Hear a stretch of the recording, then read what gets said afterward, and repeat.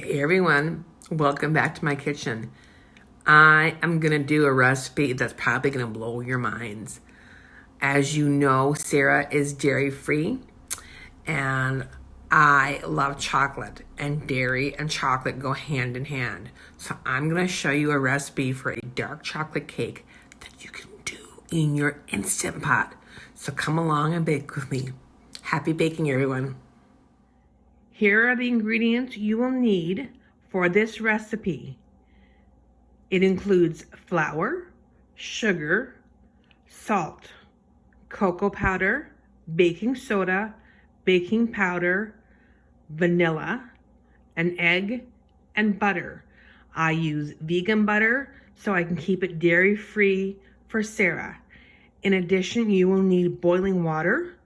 I will include the ingredients in the comment section below on the YouTube channel.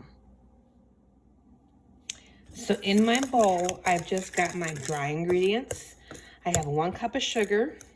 I've got a cup of flour, a teaspoon of baking powder, a teaspoon of baking soda, a 1/4 teaspoon of salt, and 3 generous teaspoons of a good, nice, dark cocoa powder.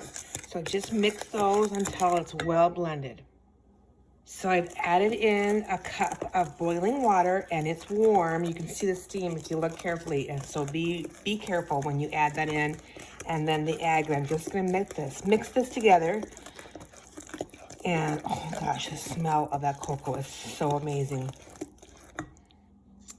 That batter is looking great. So the last ingredients we're gonna add is vanilla.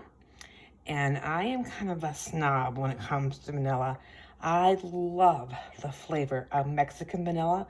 I had a friend bring me back some. It's just the most amazing flavor.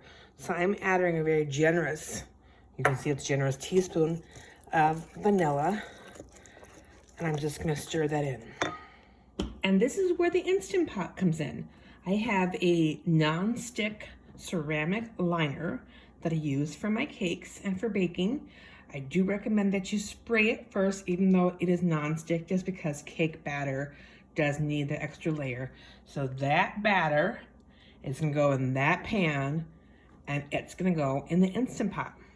So there we have it in the pan. So it's not a lot of batter, it's not a huge cake, it's not a big, large, fluffy cake, well raised.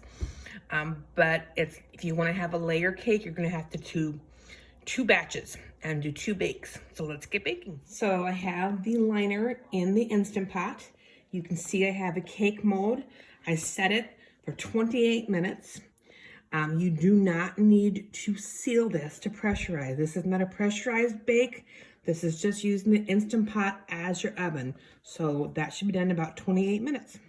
All right, you guys, there is the done cake inside the pot. It's still warm, but I am going to turn it out. But I just wanted you to see that it's nice and done. It's bouncing back. It's got a beautiful texture. It looks fluffy and yummy, and the smell is amazing. So there it is, you guys. I turned it out on the cake plate. I got a little tickle in my throat. It's about 1.5 inches, 2 inches high.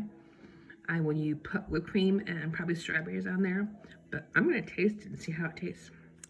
So our dark chocolate fudge cake is done, baked in the IP. And you know me, I gotta taste things before I let you guys try it. So there's a little piece of it. You can see it's a nice fluffy texture. Delicious. You gotta give this a go. So don't be afraid to bake in your IP. You can use regular cake mixes. I made my own because Sarah can't have dairy. And give it a try.